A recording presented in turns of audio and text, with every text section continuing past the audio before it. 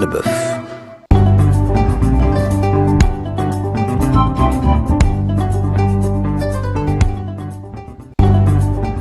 Merci beaucoup Salah ci gunge bi ci matinal bi alors on prend l'invité d'abord ni ñu leen ko doon waxee Abdoulaye Thiam la moom moo jiite ANPS di association nationale de la presse sportive Abdoulaye ñu ngi lay nuyu di la ziar di la dalal jàmm et puis félicitations.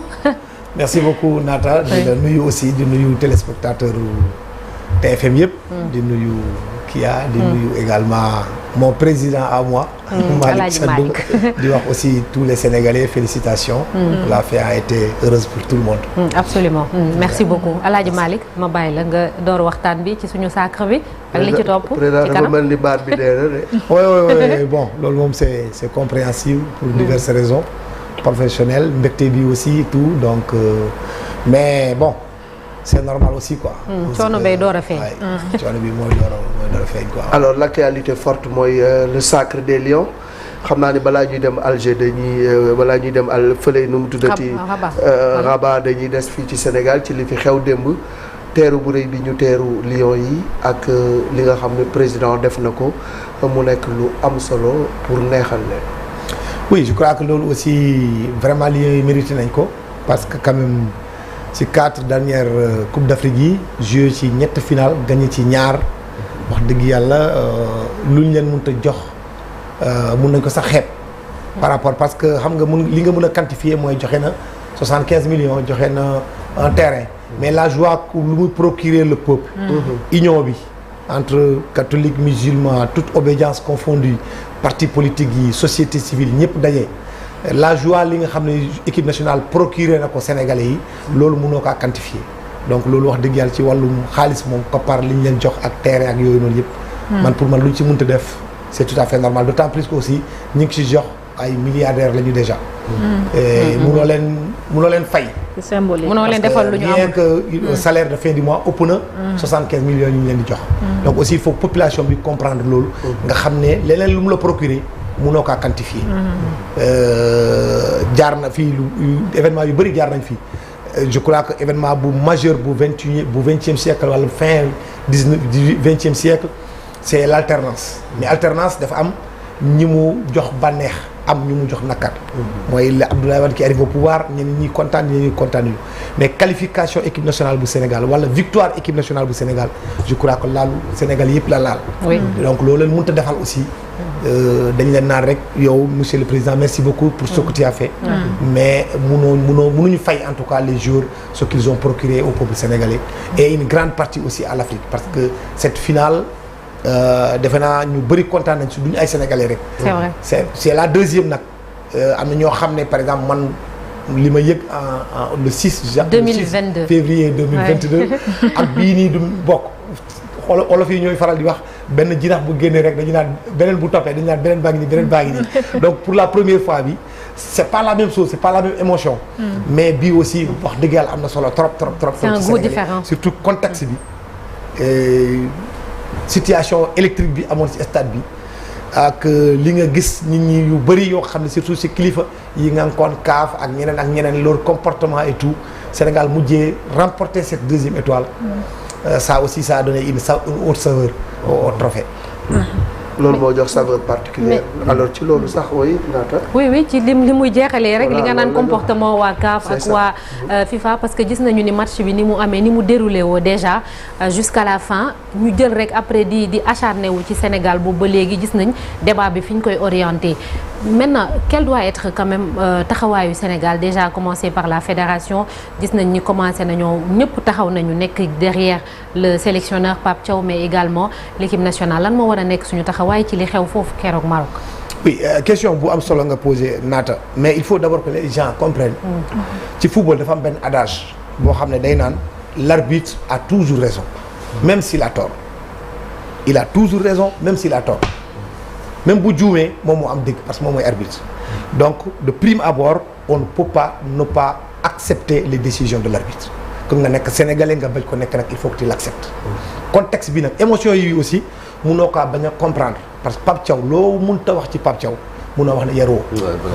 amoo am na yar am na tëggin mais émotion aussi da nga koy comprendre nit rek la à un moment donné tu peux sortir de sa yar bi nga kii yëpp parce que dund nga leneen loo xam ne métti na la métti boo xam ne c'est après que tu te rends compte de tes actions mu am loolu am na mais pour man je suis très content d'entendre ce que Abdoulaye Fall a dit kilifa noonu lay toogee pour le moment il peut pas parler il doit attendre d'abord ba mu jot les informations mais aussi sénégalais yi bu ñu xalaat ne jamais sanction du am sanction day am parce que amoo droit ngay entraîneur wala ngay dirigeant tere équipe duggaat ci biir terrain pour jouer ça n'existe pas amul fenn fu mu am ci àdduna bi arbitre bu juumee comme ni mu waxee bu waxee dëgg bu juumee yëpp c'est la même chose da nga war a continuer le match heureusement pour nous que le match est arrivé à son terme Pape Thiaw nag li ma xalaat man ci jurisprudence yi fi jot am yëpp parce que amul lenn lu fi bees lépp amoon na fi soo remonter le temps en 1982 c'est un cheikh qui a annulé un but coupe du monde de football Koweïtien moo dugg ci biir terrain annulé but bi nga xam ne France duggal na ko contre Koweït li ci am mooy l'arbitre a été radié à vie je commence par l'arbitre bii nii munoo sanctionner Sénégal te sanctionner arbitre en tout cas parce que li indi problème bi yëpp c'est le but bu mu annulé bii lu tax mu annulé ko lu tax demul VAR parce que dafa siffler avant l'action or képp ku seetaanaat vidéo yi xam na ne dafa am un duel entre Abdoulaye Seck et Hakimi xoolul sax bal bi da doon ñëw parce que ñoom ñëpp déjà jàngat nañu équipe nationale Sénégal en termes de coup de pied arrêté Abdoulaye Seck mooy gën a nekk danger aujourd'hui ci équipe nationale Sénégal donc kooku su ñëwee dañu naan yow yaa koy marqué Hakimi moo chargé woon pour marqué ko xoolul bal bi dañuy sànni rek mu jubal directement ci moom am obstruction bugg am obstruction waa ji défendre boppam moom mu daanu donc question de doole la moo ko ëpp doole mu daanu il touche la balle mu percuté presque barre transversale après Ismaïla Sarr reprend c'est un but valable qu'il a annulé il a fait une erreur deuxièmement on ne peut pas aussi dire que les joueurs sénégalais demuñ ci moom pour ne ko demal checker même le capitaine bi dem na ci moom Idrissa Gana Gueye topp na ko ba sonn demal checker il n'a pas checké est-ce que les gars de la VAR aussi lui ont dit ñëwal checker parce que c'est un but qui a commis une erreur pour qu'il rectifie on n'en sait absolument rien du tout mais déjà c'est un fait boo xam ne c'est déplorable am na deuxièmement bi la faute oui on peut l'apprécier elle est pas significative. Même avant la faute. Avant la faute, il y a eu une position de hors-jeu. Oui, mais je veux dire, moom il a signalé le penalty. Position de hors-jeu bi ok mais quand même il a signalé mais foofu c'est vraiment pas signifiant comme faute bi nga xam ne jëwriñ safula Alaaji Malick Diouf def na ko ci kii ci Brahim Diaz mais li gën a graaw mooy même Brahim Diaz nu mu demee ci arbitre bi rek mérité na un carton jaune parce que amul lu mu ko yëkkul du capitaine aussi troisièmement toujours sur les faits mais joueur de football mais tu n'as pas le droit de surcroît tu es capitaine de l'équipe nationale du Maroc nga jël fekk serviette jël ko sànni ça c'est un autre fait deuxièmement un joueur qui ne joue pas taxaw ci ginnaaw di jël serviette di sànni troisièmement des ramasseurs de balles dakk ki nga xam ne mooy Diouf dakkante ak moom presque 200 mètres parce que tout simplement on lui avait demandé yow toogal fii serviette yi nga garder leen dakkante ak moom dugg ci biir terrain di jël suñu ay serviettes ça c'est des faits qui sont très palpables que tout le monde a vu c'est déplorable donc pour man sanction dina am contre Pape Thiaw et sanction bi xalaatuma ci leneen lu dul tere ko nekk sur le banc du Sénégal pour un match 2 matchs 3 matchs 4 matchs ça dépendra beneen sanction bi c'est une sanction pécuniaire mooy xaalis nga teg ko ci ndoddu Sénégal parce que encore une fois on n'a pas le droit de sortir du terrain. Mais c'est quand même bizarre. Mais Abdoulaye, c'est quand même bizarre. Oui, c'est ce que j'ai dit. J'ai parlé d'Achraf Hakimi. Oui, exactement. J'ai parlé d'Achraf Hakimi. J'ai parlé des ramasseurs de balles. Et du Sénégal, demi-finale bi aussi, il y a eu les mêmes faits. Jusqu'au moment où nous parlons, absolument rien n'a été fait. Rakhti Doli, Fédération sénégalaise de football, que je sois d'accord avec nous ou pas, amenez-nous quand même. rencontrer seen ay supporters nee leen bu leen indi fumigène bu leen indi ay laser mais jour match bi gis nañ ay laser personne n'a entendu aujourd'hui la CAF parler mais justement Ablaye Thiam c'est quand même bizarre que CAF ak FIFA di mettre l'accent surtout ci Sénégal ba pare bàyyi yi nga fi wax nii yëpp c'est quand même bizarre mais loolu laa wax Ablaye Fall fu muy waxee argument yooyu la mais Nata comme je l'ai dit tout à l'heure lu Marocains yi mënut a def on n'a pas nous le droit de sortir du terrain. Heureusement qu'il y avait des joueurs qui étaient restés sur le terrain. Heureusement aussi qu'il y a eu Sadio Mané, qu'il y a eu cette présence d'esprit. Et moi, je refuse aussi qu'on mette le curseur fondamentalement sur Claude Leroy.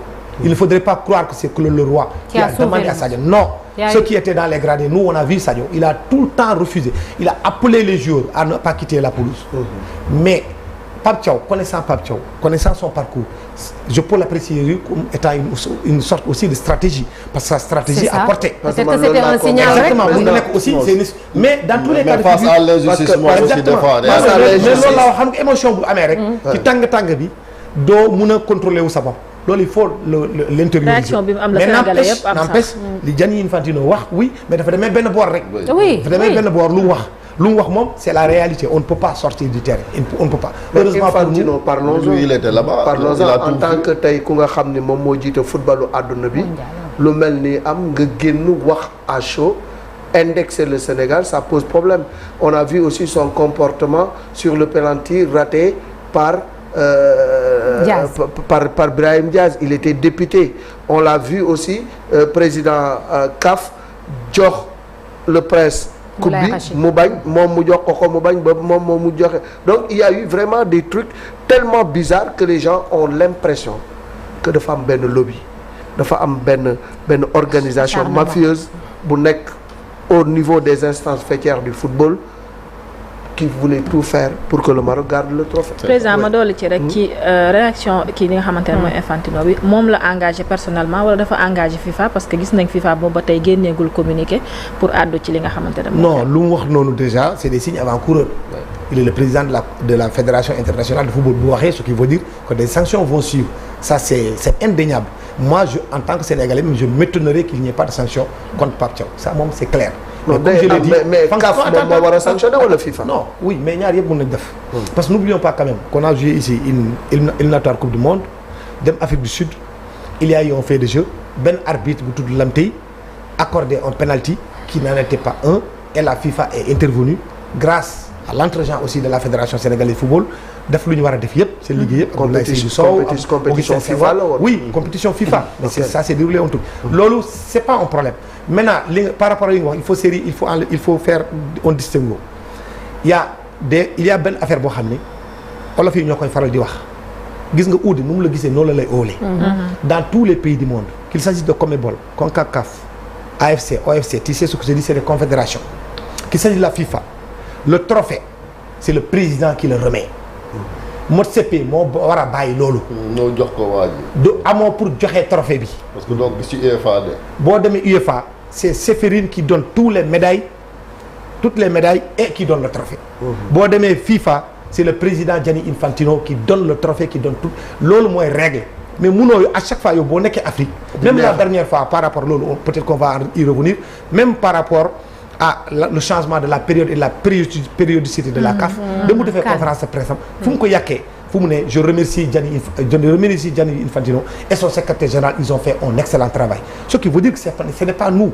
foofu c'est là où il faut mettre le curseur il faut que mu fees place am trophée moom moo koy joxe boo jëlee trophée bi bu fekkee ne da ko fas yéene woon joxe depuis là-bas ci tribune bi la waroon waxtaan ak le prince là ou le petit frère du roi waxtaan ak moom parce que l'image gars yi dañuy yaakaar ne dafa bañ alors que il est de ses prérogatives à lui de donner le trophée. bu doon Maroc la du bañ. moom la mais oui mais d'accord mais on ne peut pas le lui reprocher moi je refuse de reprocher. Ouais, c'est inélégant. mais non mais Malick tout ça mais loolu rafetul mais xam nga loolu Ablaye non parlons peu bien Ablaye rafetul am na ñoo xam dañuy yaakaar ne bañ la. waaw te pourtant ce n'est pas fondamentalement bañ.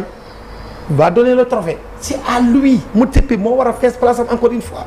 loolu sax man moo war a fees place am man pour man loolu sax détail la mais bu ñu ñëwee ba léegi ci Sénégal on voulait en parler ak Bakary yoo xam na mais ñëwul mooy suñu joueurs yi aussi am na ñett ñoo xamante ni xëy na ñu ne danoo feebar. xamuñu leen feebar. loo xamante ni c'est très très bizarre. oui c'est pas la première fois que ça arrive avec le Maroc. waaw mais loolu y a eu beaucoup de suspicion parce que loo xam ne ñu ne journaliste lañu lépp loo xam ne amul preuve mieux vaut tard que faux. comme disent la devise de Gardiol. munoo supputer il y a eu des faits il y a eu quand même des jurisprudences qui étaient là. Par exemple les Gabonais à un moment donné ils ont joué contre le Maroc c'est Aubameyang qui l'avait dit.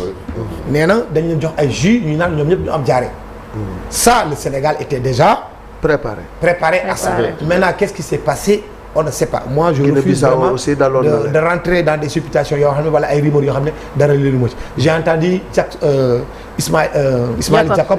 Il a dit qu'il y a eu des choses qui se sont pareilles. Il a cité ces 3 jours-là. Oui, mais attendons de voir concrètement qu'est-ce qui s'est passé. Est-ce qu'il y a eu de l'intoxication? Intoxication, ça m'étonnerait parce que quand même, le Sénégal, sur ce plan-là, on est très en avance par rapport aux autres fédérations. Parce qu'on déplace notre cuisinier, on contrôle tout, nous doublons sur le bop, nous jëlal sur le bop lépp. Sur ce plan-là, très franchement, je pense que peut-être qu'ils ont eu un malaise, peut-être qu'il y a eu... et puis, s'il y a un joueur qui sort de ce lot-là, vraiment c'est Krépin Diatta.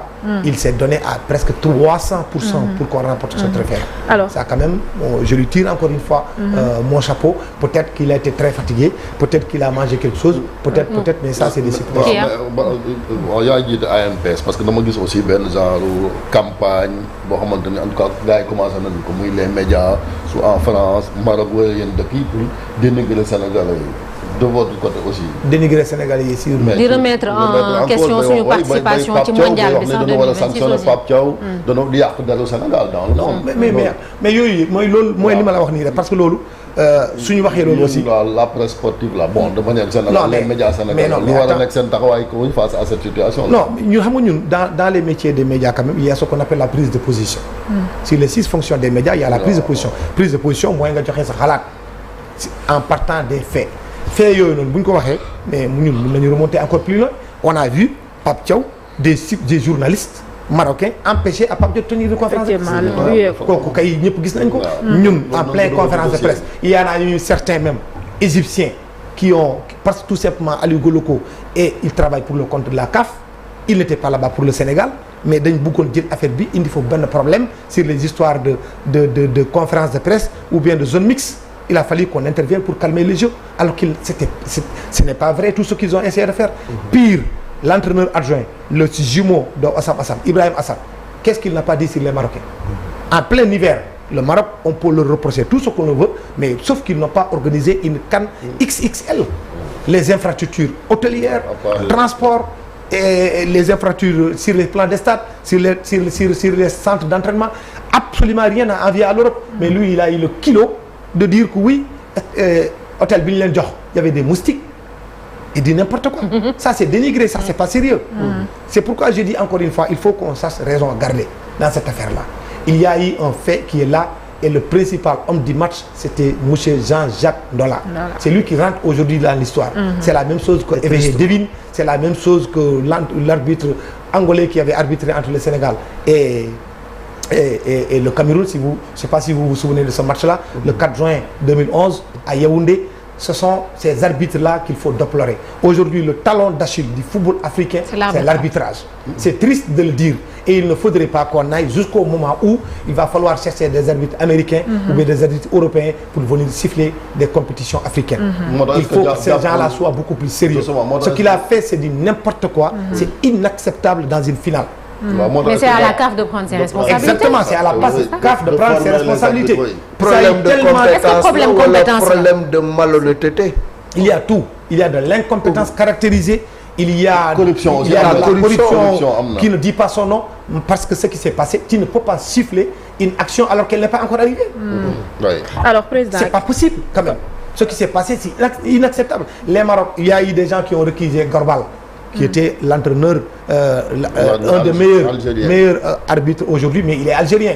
Vous prenez un entraîneur un arbitre algérien dans une finale entre le Maroc, ce sont les Marocains même qui vont d'abord les premiers à requiser cet arbitre-là. S'ils ne le requisent pas, je suis sûr et certain que le Sénégal va dire, mais écoutez, c'est un autre pays maghrébin, on ne va pas accepter d'arbitrer. Donc l'un dans l'autre, il va falloir quand même qu'on mette le curseur sur ce plan-là et que la CAF fasse tout pour avoir d'excellents arbitre et qu'on les mette dans d'excellentes conditions, qu'ils sortent de cette pression qui ne dit pas son nom. Mais est-ce que Pape Thiaw à travers son acte là n'a pas réglé ça définitivement madame problème yi nga xamante ne koy gis ci arbitrage désormais arbitre bu ñu fi indi di nga bàyyi xel li xew ak diiraan bi lay topp. Non mais ce qui m'étonne c'est que quand même il y a eu je parlais tout à l'heure de l'antenne.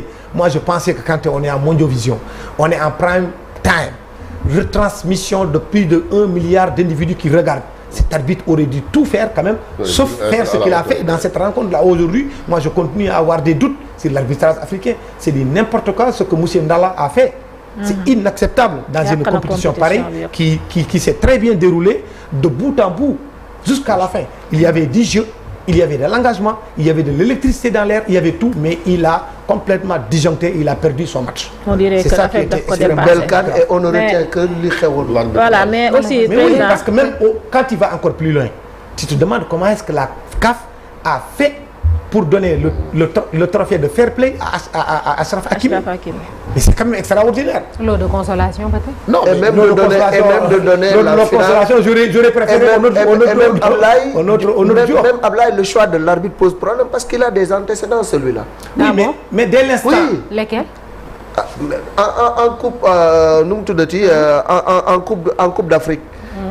Mais Berkane, US Berkane ak kii moom moo ko arbitré et il y a eu un scandale à cause de cet arbitre-là. Mais dans tous les cas de figure, il est coutumier des faits. Oui, mais dans tous les cas de figure yooyu bu amee ce sont les deux fédérations qui devraient, l'une ou l'autre devrait récuser. Dès l'instant qu'on l'a pas récusé, moi je m'attendais très franchement à une très belle finale, mais malheureusement c'est lui l'arbitre. Le principal responsable de ce fiasco-là, organisationnel, c'est lui. Qui n'a absolument rien fait pour calmer le jeu. Alors président, yéen nekkoon ngeen ci stade bi contrairement ak ñun ñu doon seetaan ci télé bi parce que à un moment donné gis nañ supporters sénégalais yi di xeex ak ñi nga xamante ne ñoom ñoo stadier et même policiers yi fa nekkoon. Qu'est-ce qui s'est passé? Parce que ñun à ce moment-là nekkuñu woon ci caméra bi braqué wu woon ci ñoom après peut-être vidéo amateur yi lañ ko gisee. Qu'est-ce qui s'est passé? Non, ce qui s'est passé, c'est que les supporters sénégalais, le but d'abord du Sénégal, eux, ils étaient à côté. Le but s'est passé devant eux. Ils savent qu'il n'y a absolument rien du tout. Donc, et après, 4 minutes après, il y a un penalty imaginaire qu'on siffle contre le Sénégal. Ils ne pouvaient pas supporter ça.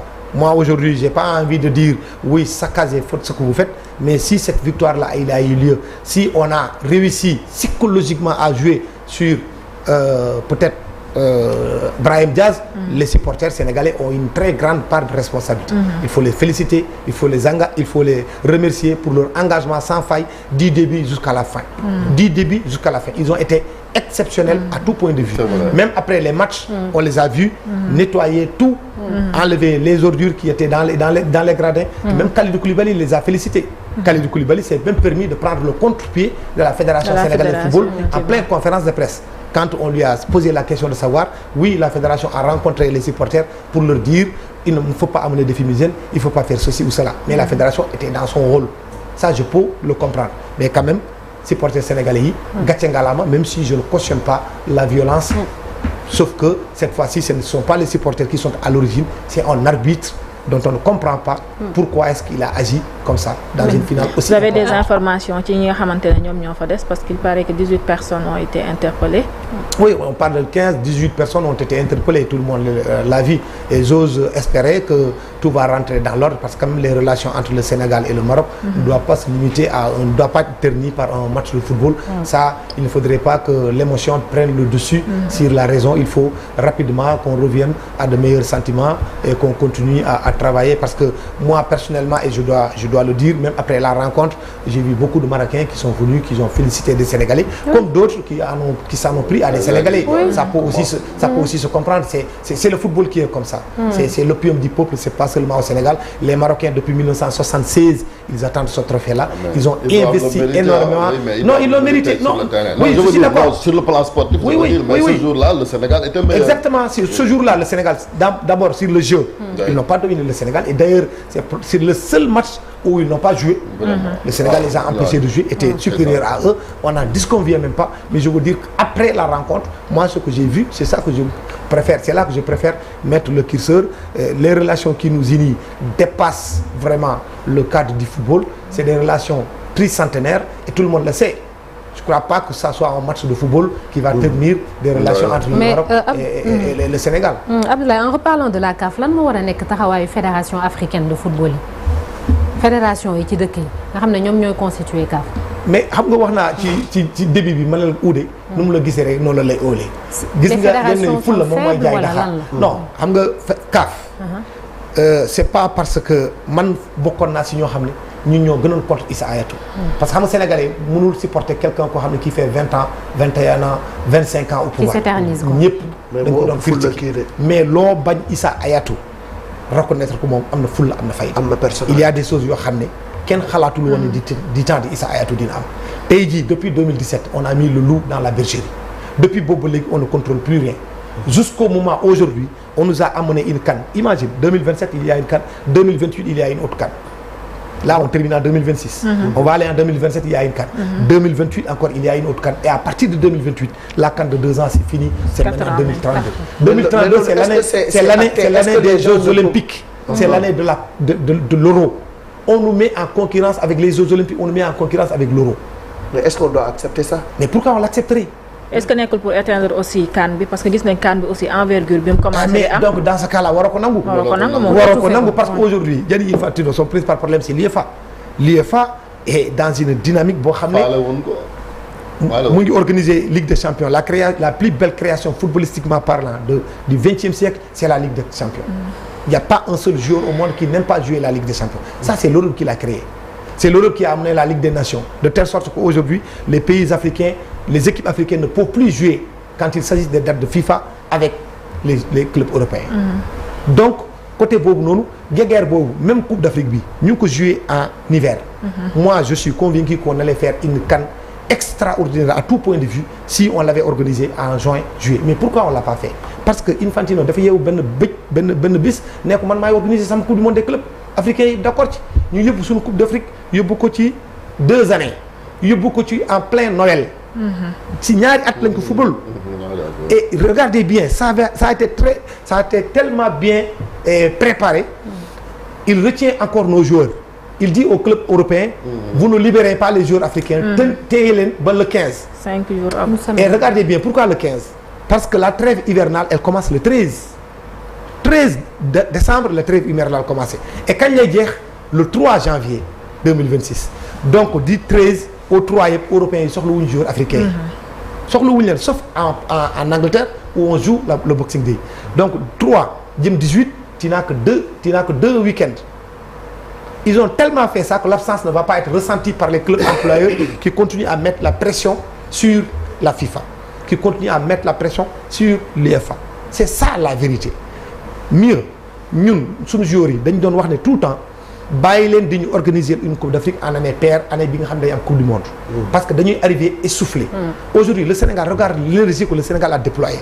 dans 6 mois on va aller à la Coupe du monde avec les mêmes joueurs boo amee Berizena si on te t'élimine au premier tour on va dire les joueurs n'ont rien fait pendant ce temps les Européens sont au repos ils ne font rien ils n'ont pas une compétition majeure comme ñun mais on nous a ramené c'est pour cette raison qu'on a amené la CAN en année impaire on a fait un glissement à partir de 2012 ñu dem 2013 2015 2000 ainsi de suite on nous a dit il faut pas jouer en année où il y a la Coupe du monde ça c'est les joueurs africains qui l'avaient contesté mais aujourd'hui on est en train de revenir à la situation ante d'ailleurs on est revenu et pire encore comme je l'ai dit tout à l'heure on nous met en concurrence directe avec l'Euro et les Jeux Olympiques tous les 4 ans maintenant c'est ça Brisbane c'est 2032 après Los Angeles en 2028 Brisbane c'est 2032 il y aura les Jeux Olympiques il y aura l'Euro il y aura encore une Coupe d'Afrique. Ce qui est extraordinaire c'est que les gens ne disent pas tout le monde applaudit quand on est passé de 16 à 24 mais quand il passe de 16 à 24 c'est un couteau à double tranchant oui ça permet à des pays comme sunu mbokk yi Gambien yi des petits pays Gambie Guinée-Bissau ñoom ñu qualifié mais le revers de la médaille c'est quoi c'est qu'aucun pays en Afrique au sud du Sahara excepté l'Afrique du Sud ne peut organiser une CAN à 24 équipes aucun c'est ça la vérité le Sénégal ne peut pas surtout en été buy taw parce que infrastructure yeeg taw loolu ça c'est par rapport à la période loolu c'est par la période mais kenn mënu ko organiser infrastructure yu doy amoo infrastructure yu doy alors que à 16 tu pouvais à 24 ça devient c'est pourquoi on fait maintenant on prend Botswana boole ko Tanzanie boole ko Kenya et tout le monde s'est déplacé diggante Botswana dem Tanzanie tu risques de payer le billet d'avion qui est plus cher que si tu quittais Dakar pour aller en France. Tout le monde sait que les mobilités en Afrique c'est très cher, c'est très compliqué. On n'a pas pris en considération ça. Sénégal aujourd'hui mënutul organiser boo bëggee organiser da ngay boole Mauritanie jël Sénégal jël Gambie. mais ñun mën nañ ko à 24 tam. non mais non ce que la Côte d'Ivoire a fait c'est exceptionnel. 500 milliards de francs CFA man sama réew du ko def. ci organisation Coupe d'Afrique dañu wante dëgg.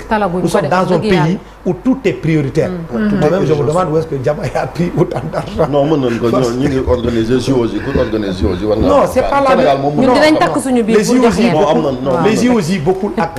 même les Jeux olympiques la différence Chérif c'est quoi. les Jeux olympiques ça s'organise sur une ville. sur un stade. une ville un stade. alors que la Coupe d'Afrique. c'est 6 stades. 6.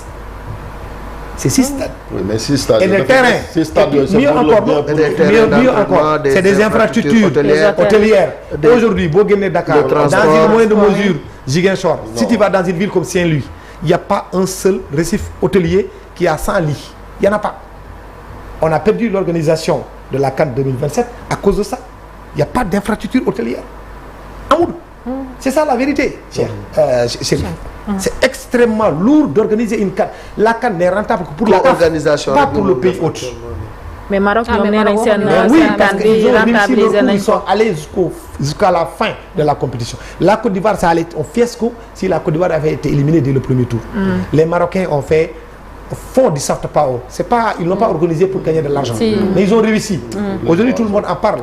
le Maroc ce qui l'intéresse c'est pas l'organisation d'une CAN. le Maroc veut avoir les Jeux olympiques. le Maroc veut organiser une Coupe du monde. le Maroc utilise la diplomatie sportive. c'est le seul pays africain qui semble avoir compris l'importance du sport. comme le Qatar c'est devenu le Qatar de l'Afrique. c'est ça la vérité. mais ci Maroc googu seen président fédération am na benn journal bu ma gis Malick yaa ngi koy lire ci journal. c'est le témoin témoin moom mu def beaucoup de. mooy kan moom ba am doole ji. président fédération Maroc. Laxja xaw ma. non xam nga yooyu yëpp Cheikh de Chérif loolu yëpp day ñëwaat ci li ma la doon expliquer léegi parce que problème bi mooy marocains yi dañuy comprendre benn affaire roi bi bu la désigner rek yow yaay jiite ñëpp naan goog ñun ñëpp dañuy taxaw fii di naan Fouzi Lekhja te pourtant on avait un Fouzi Lekhja chez nous. il s'appelle Augustin Senghor. qu'est-ce qu'il a brisé? c'est ça le problème des Sénégalais, on n'aime pas les champions, on les détruit. Aujourd'hui j'entends Sadio Mané dire moi c'est ma dernière CAN. Les Sénégalais disent non tu pars pas. il faut que tu partes mon petit. S'il ne part pas il revient à une prochaine CAN et il n'est pas performant, les Sénégalais vont le descendre en plein vol. C'est ça le Sénégalais, c'est ça le problème. On a des champions dans ce pays. Amadou Gallo Fall n'est pas un champion. Vous avez vu ce que un journaliste de CNews a osé dire sur Oumar Sy. Oui. Et il a oublié tout ce que tous les mais vous vous rendez compte? Vous vous rendez compte de ce qui se passe? C'est extraordinaire. Aujourd'hui Fouzi Lekhja est ministre du budget. Il est président de fédération. Il est président de club. Il est premier vice-président de la CAF. Il a mais qu'est-ce que tu veux? Je te dis il a sur les finances surtout. Parce que loolu kii am bii la dëkkam moo ko jox loolu. rax ci dolli sur 54 fédérations car africaines 49 yi ont signé une convention avec le Maroc. On est allé jusqu'à violer ce que je n'arrive pas à comprendre, ni au niveau de la FIFA ne le dit pas, la CAF ne le dit pas, l'éthique sportive. Comment vous pouvez comprendre que man Sénégal ma war a football contre le Maroc man maay recevoir aw ma terrain comme yeneen dëkk africains yi ma dem football yi Maroc. Même l'éthique sportive, même la morale la plus vénielle refuse ça. Et pourtant en 2022 plus de 69 matchs en Afrique au sud du Sahara ont été organisés au Maroc. Mais c'est vrai que ñun laajte nañ loolu. parce que loolu lan moo tax ñun ñu am stade bi par exemple. ñu ku mel ni Gambie bi football tëb ñu. dem ba Maroc bu gën a sori. tu ne fais pas le soft power. Aujourd'hui Gambie bu ne day ñëw football stade. yow yaa ko war a jox stade bi nga yombalal ko. Guinée Bissau warul dem fële. ñoom ñëpp dañuy dem bu ñu demee foofu lu ñu changé stade Tanger bi de. fu lu ñu stade Moulay Abdallah de fu lu ñu feneen xam nga fan la ñuy dem c'est des complexes yu ndaw la ñuy dem ay terrains municipaux foofu lañ leen di yóbbu de 15 000 10 000 places boo ñëwee ñu jox la lépp parce qu'ils ont compris l'importance du football l'importance du sport et je te dis le royaume chérifien c'est pas seulement le football soo demoon tey jii nga gëstu tuuti ci naka lañ koy woowee encore ci golf rien que la ville de Marrakech dispose de 13 terrains de golf de 18 trous. L'étendue du territoire national du Sénégal on en a qu'un seul. Président Diomaye waxoon na tërëm pourtant mu ñëw fii de. xam nga tamit nag. man question bi sax laa bëgg laaj maanaam gagné nañ coupe d'Afrique. c'est ça c'est deuxième trophée. waaw voilà capitaliser li lépp Sénégal quand même. mais oui mooy c'est une excellente question parce que foofu aussi il faut faire en sorte de développer le football local. baax na trop. développer des infrastructures parce que boo buggee développer sa réew rek infrastructures yi. Il faut saluer oui les académies. À un moment donné c'était Génération Foot, Jambars qui sont les modèles. Après il y a eu Dakar Sacré-Cœur qui est un autre modèle qui est différent de Génération Foot et Jambars. Mais les autres aujourd'hui comme CRC tous ils ont compris. Les clubs dits traditionnels ñoom ñëpp ñu commencé am ay centres. Des anciens internationaux ñu commencé di investir di indi ay trucs. C'est ça qui développe au pays. loolu la ñu war a def man pour man sax même la ville de Diamniadio devrait être une cité sportive. jox leen ay des joueurs comme Sadio Mané comme Kalidou Koulibaly comme ñeneen daggal leen ay terrain ñu defar foofu des centres de formation pour la future génération. C'est ça qu'il faut faire. Au Maroc c'est ce qu'ils ont compris. Tu te demandes même souvent comment est-ce que le Jaraaf de Dakar, comment la Linguère de Saint-Louis peuvent-ils se permettre d'aller dans les pays maghrébins di leen gagner tellement ils ont tout ce qu'il leur faut. Donc foofu moi c'est là que je voudrais vraiment mettre le curseur qu'il y ait un plan Marshall de l'État du Sénégal pour le football local. Wolof Abdoulaye. Alors Abdoulaye on ne peut pas terminer sans ñu wax ci couverture médiatique moom mooy président ANPS aussi Sénégal am na lu nga xam ne noonu la ñuy demee ci CAN yi nga xam ne dañuy participer pratiquement bu ñu nekkul la plus importante délégation souvent ñooy nekk en deuxième position ñaata journalistes ñoo demoon gestion bi nan la demee. financièrement xam naa ni ren kan bu gën a métti moom nga dund yow. waaw mais sutura rek xam nga yàlla moom lu mu tudd rek loolu mooy am c'est vrai que sur le plan financier c'était très difficile parce que loolu jarul ñu si ñëwaat jotoon dañ doon am benn subvention bu venant de l'État cette fois-ci ça n'a pas été le cas. Mais quand même fédération jox nañu 15 millions si lañ jàpp après ministère nous a donné 3 millions dañ doon am ay 35 millions. bi passé 3 millions. Il y a aussi le ministère de la communication qui est venu à la rescousse vers la fin pour nous donner 5 millions. Alioune Sall je le remercie aussi de passage. Pour accréditation yi d'abord ci début bi jàppale nañ ay journalistes yu bëri parce que soo xoolee ren bëri na ay jeunes yoo xam ne c'est la première fois ñuy dund Coupe d'Afrique. Mais aussi loolu mënoo leen tere bànneex boobu c'est important pour ñoom. Remercier aussi les organes de presse parce que ñoom ñoo fexe ba seen journalistes yi dem. ñun suñu rôle c'était de les faciliter le travail faciliter mi mooy permettre leen d'abord ñu am accréditation képp ku amoon problème dañ ci taxaw jàppale ko bu mu am accréditation. ñu ngi si remercier aussi direction communication confédération africaine de football parce que dafa xam place bi Sénégal di occupé. dynamisme presse sénégalaise bi defe naa CAF daf ci bàyyi xel bu baax parce que 175 accréditation lañ ñëwoon nañuy jox mais dem nañu ba 251 accréditation. loolu nag aussi dalay indil aussi ay problème quantité bi neex na mais qualité bi moom moo ëpp solo donc ëllëg ci biir nag il faut que ñu xoolaat loolu yëpp organisation quantité qualité lu fa xewoon non y a eu beaucoup de problèmes par exemple loolu moom du sénégalais rek parce que ñun au niveau de la IPS Afrique bi nga xam ne dama koy jiite sax dinañ génnee léegi benn communiqué am ngeen ay concurrents de mooy influenceurs yi la waaw mais loolu aussi mais loolu du moo àdduna ànd mais oui loolu moo ànd parce que ñun sax ANPS accrédité nañu ay influenceurs CAF accrédité nañu ay influenceurs yi amoon problème on les a accrédités mais l'essentiel c'est qu'on fasse un distinguo lii place su journaliste la parce que loolu la jàng lii place su influenceur la mooy yow foofu loolu waxtaan nañ ci ak FIFA condition de travail yi ak condition d'hébergement parce que am na lu bëri lu nga xam ni da ngeen ko doon jàppale journalistes yi donte organe moo leen di yóbbu doon ngeen fexe ba yéen ñëpp ngeen nekk même site doon ngeen fexe ba liggéey bi aussi ak transport bi ngeen yéwénal que ba liggéey bi mun a jaar yoon mais aussi vous n'avez pas échappé à la pression et à la tension aussi jot ngeen ci seen wàll oui loolu lépp dëgg la parce que am na yoo xam ne mënuñu ko woon def parce que amuñu woon moyen par exemple transport ñun dañ doon faral di def match bu amee ñu organiser transport yóbbu journalistes yëpp match bu amee ñu fexe offrir déjeuner pour tous les journalistes ñu bañ leen ñu éparpillé wu yeneen yi aussi soutien financier ñu yóbbu suñu ay mag aussi yoo xam ne c'est des ay kii lañu ay sages lañu ci ANPS parce que dafa am commission des sages jàppale leen ñoom ñëpp ñu ñëw nekk suñu wet di ñuy xelal di ñu jàppale loolu yëpp ren mënuñu ko woon def mais quand même def nañ suñu kéemtulaay kattan ba joxe une subvention de 50% huitième de finale quart de finale demi-finale ba finale ba 3 derniers jours yi aussi ñu jël pratiquement lépp en charge te loolu ci xaalis bu ñu dajalee la pour aider les journalistes. beneen aspect bi moom c'est ñaaxaat encore journalistes rek parce que journaliste aussi il faut que ñu wax ko c'est pas de l'autoflagellation mais am na benn toogaay bi journaliste war a am journaliste du supporter sa équipe bu dugalee but war na am noo toogee mais di exploser de joie wala di xeex ci biir gradin wala di.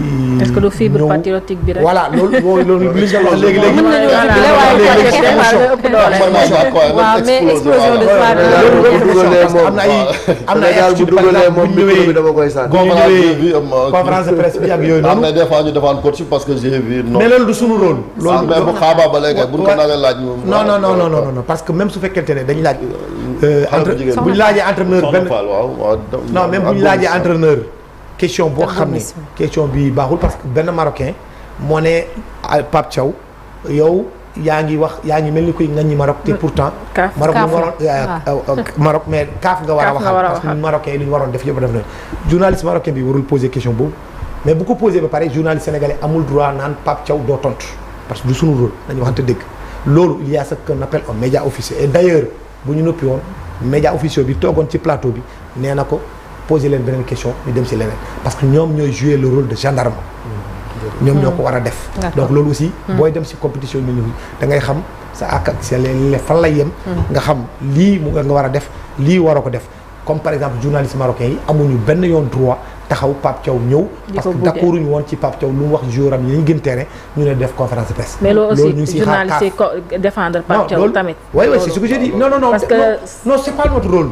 oui mais buñ toogee kay ñu néewal doole seen coach voilà di ko néewal doole wala di tout ça non mais Malick quel que soit man loolu mënuma ci ànd quel que soit nit ki lu mu mënta def tu sais en 2024 bu ñu demee Côte d'Ivoire am na ay xeex bu amoon dugal journaliste sénégalais ak journaliste guinéen li indi problème bi c'est parce que benn influenceur comme li ngay wax nii léegi moo duggoon ci biir kii bi ñu poser question benn journaliste sénégalais poser question Kaba Diawara moom mu bugg tontu à la place de Kaba Diawara loolu aussi baax na ñu tàggat leen parce que aussi le journaliste ce n'est pas un ovni je suis d'accord par rapport ak kii a di loolu lu mu doon wax léegi mais nous avons des règles d'éthique et de déontologie à respecter ça c'est extrêmement important. Il faut faire l'équilibre entre l'éthique mun nga nekk nag sénégalais mun nga nekk marocain mun nga nekk kii fibre patriotique du question aussi boo xam ne c'est l'apanage du sénégalais ou des africains on a vu de très grands journalistes français insulter même un arbitre parce que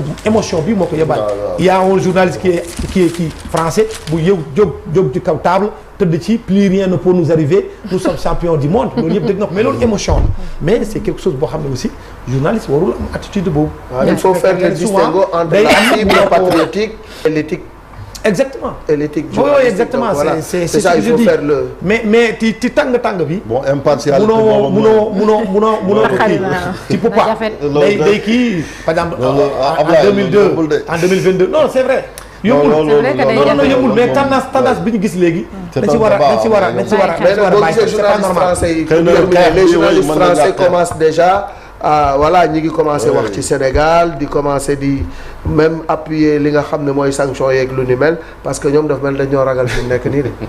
non ñuy sóor bu baax a baax a baax. non mais il y a une sorte de campagne de diabolisation du Sénégal dans cette CAN-là qui a franchi les frontières de l'Afrique pour aller vers la France. Non mais oui Malick mais oui il faut toujours relativiser parce que la campagne peut-être cette campagne non waaw d'accord mais campagne bi nga gis noonu c'est juste pour la finale peut-être parce que le Sénégal a été exemplaire du premier match contre Botswana ba léegi ba final jour final bi nag jour final bi dafa am leneen voilà exactement jour final bi dafa am leneen lu ci rax loo xam ne il fallait que nga wone fulla ak fayda loolu la Pape Thiaw wone loolu la joueur yi nous sommes un très beau champion un grand champion nous sommes la meilleure équipe d'Afrique sur les stats sur les matchs on a été irréprochable. Je suis d'accord. De la première à la dernière journée. Mais bien sûr. 7 matchs, 6 victoires, 1 match nul. 13 possessions, 13 buts marqués. Mais on est de très beaux champions. Exactement. Faut pas que gars yi di xajamal suñu yëf tamit. Non. Je suis en phase avec toi hein, sur ce plan-là. Mais je veux dire rek loolu yëpp dëgg la c'est vrai. Mais n'empêche aussi comme ay journalistes lañu souvent su amee lenn loo xam ne dañ ko war a ñaawlu rek nañ ko ñaawlu.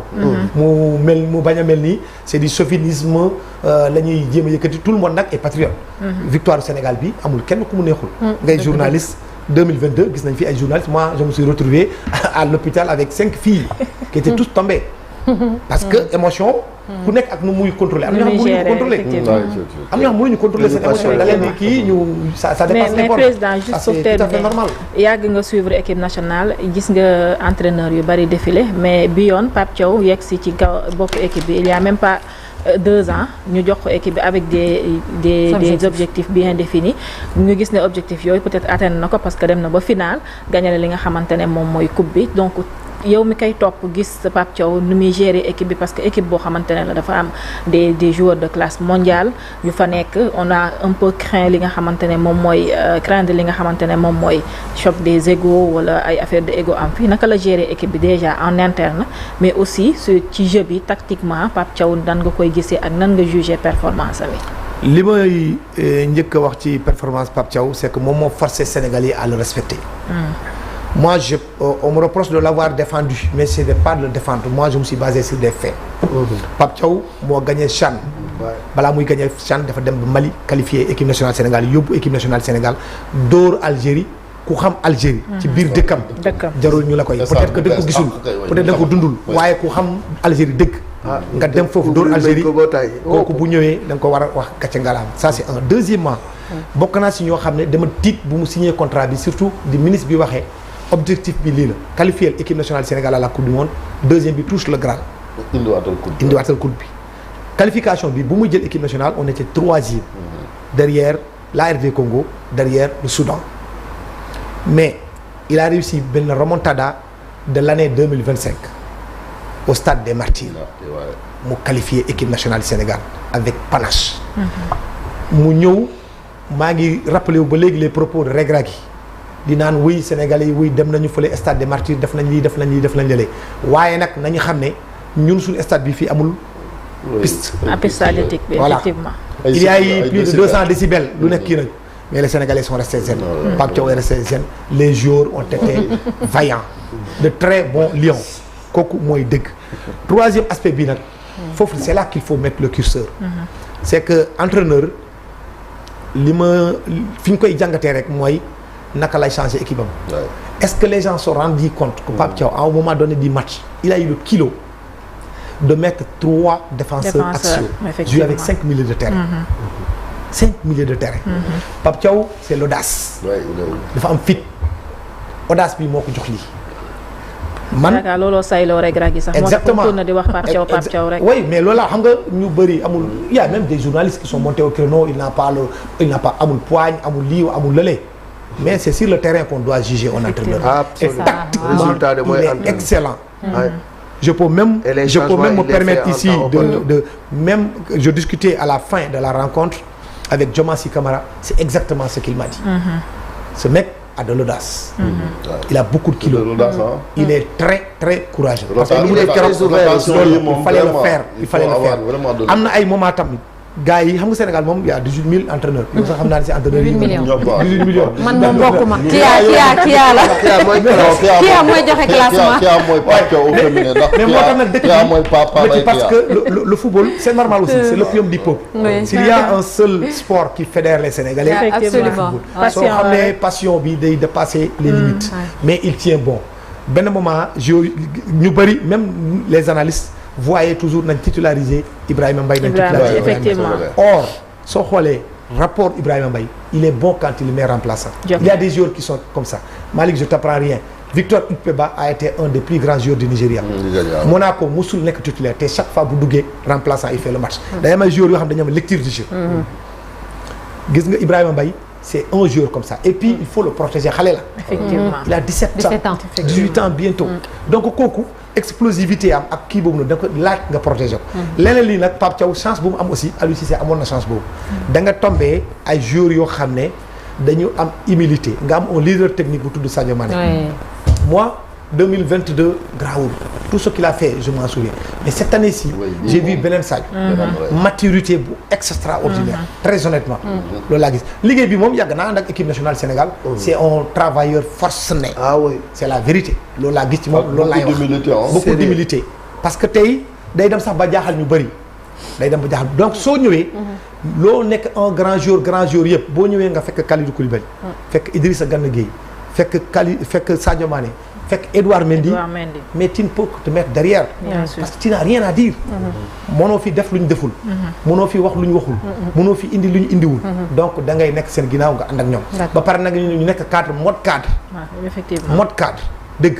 c'est ça la force de Pape Diop il a l'habitude de dire il avait 28 titulaires mais il avait presque 28 capitaines. 28 capitaines il l'avait. donc booy bu ñu duggee ku nekk day def kéemtulaay kattanam. pour wane. kii yam et les gens de sa génération aussi gis nañ dernière non mais question loolu aussi c'est important. c'est important pour le football. soo gisee ñoom Mamadou Niang ñoom El Hadj Diouf ñoom Diomaye Camara. Lamine Diatta il est dans le staff. Salif Diao nekku fa woon tamit. ñoom ñëpp ñëw nañu ñoom Alassane Ndour. ils étaient tous là à pousser. Khalilou Fadiga ñoom ñëpp ils étaient là à pousser l'équipe nationale du Sénégal. Pourtant ils n'ont pas gagné mais ils étaient là. Bien sûr. Pape Fall que je salue de passage.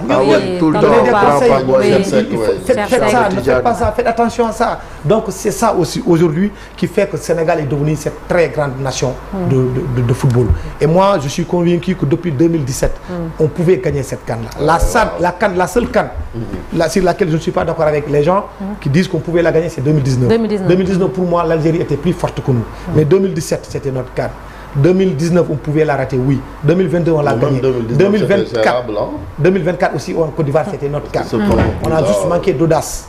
Et cette CAN là. Donc on a cette génération là. Maintenant là il faut se préparer. On va aller à la Coupe du Monde dans 5 mois. Et même les craintes moi que j'avais au niveau de l'axe central. Aujourd'hui quand je vois Mamadou Sarr, quand je vois ce qu'il a fait, quand je vois le leadership que dégage Abdoulaye quand je vois Moussa Niakhaté parce que Niakhaté li tax ñu war a taxaw ci moom doguma la Niakhaté parce que Côte d'Ivoire bi mu defee penalty bi gis nga excuse yi dafa communiqué bi après il avait même promis et je pense que fay nañu kii na promesse am tenir na promesse am même Pape Gueye aujourd'hui soo xoolee tey dugg na ci cadre yi xam nga da ngay gis sax benn joueur buy football jékki-jékki am problème taxawaay ci biir terrain bi ñun gis nañ ko à plusieurs reprises Lamine désolé du xam sax fu muy kii mais da ngay gis même banc bi dañuy daw si moom wax ko non lii la Crépin c'est mon coup de cœur. ci kan bi ak coup de cœur ñu bëri kay yooyu la quoi donc Crépin il a été phénoménal. ah non à tout point de vue et Crépin peut-être que à la télévision yéen doo leen gis mais am na ay action man am na benn action boo xam ne Idrissa Gana Gueye moo ko def mais Idrissa kilifa la ci biir équipe bi cadre la ci biir mais boo gisee bu mu dawee ci Idrissa ba yuuxu ko ba Idrissa di ko naan may boy defal nag xam naa ne bëgg nga étoile non parce qu'il méritait cette étoile xam na bokk ci génération 2022 et honnêtement moi j'ai eu peur quand à quelques minutes on m'apprend comme ça Bakary même qui m'apprend président non mais c'est la merde moom tamit ne émotif là qu'est-ce qui se passe non Crépin est malade mu commencé après ñu dem Ousseynou aussi daanu am crise Pape Matar gars yi génn Pape Matar ki toog échauffement ñu gis Pape Matar jékki-jékki ñun ñu dem na hôpital te Pape Matar ñu ngi doon waaj pour remplacer justement kii Lamine Camara donc xam nga yooyu yëpp am na aussi bon avec mais tout est bien qui finit bien wax dëgg yàlla tout le monde le peuple qui poussait ñaanu nit ñi et tout ça bon xam nga rek gars yi dugal na ci leneen sax même il y a même des journalistes ça c'est des anecdotes qui sont partis jusqu'à Fès faire le pèlerinage jaral na ko ñaani Cheikh ak ñi joxe ay virgule yëpp mais parce que Cheikh dafa nekk Maroc mais Sénégalais yi ñoo ko gën a kii voilà ñoo ko gën a bëgg dëgg la de wóor na yàlla boo fa demee Sénégalais yi foo fa demee ci zawiya Sénégalais yi rek nga fay fekk daanaka moment penalty bi kenn ku nekk bu la waxee li mu def yow ci photo sëñ Babacar Si nga dem di ñaan wala Seydi Hadji Malick bañ a ñëw Sénégal et quand même nag on avait quand même l'équipe on avait la meilleure équipe c'est pas du chauvinisme c'était la meilleure non c'est ça et puis à tout point de vue